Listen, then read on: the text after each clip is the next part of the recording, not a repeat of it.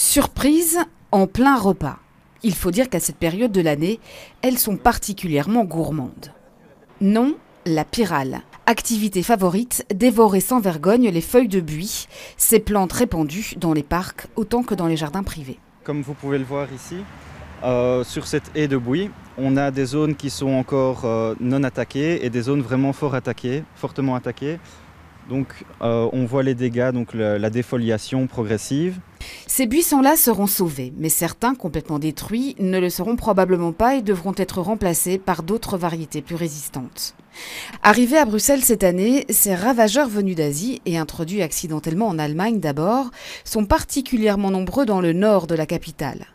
Pour les combattre, Bruxelles Environnement a placé des pièges dans ces différents parcs. Ce sont les pièges à phéromones qui attirent les papillons mâles et ça les capture et ils se retrouvent vraiment prisonniers dans la grande capsule. Tout papillon capturé est potentiellement mis hors circuit, hors du jeu et donc diminuerait la quantité de produits pour la génération suivante. Rien qu'ici, au square du 21 juillet, 129 papillons ont été comptabilisés pour la journée d'hier. Autre moyen de sauver les buis, récolter les chenilles à la main, l'idéal étant de combiner les différentes méthodes.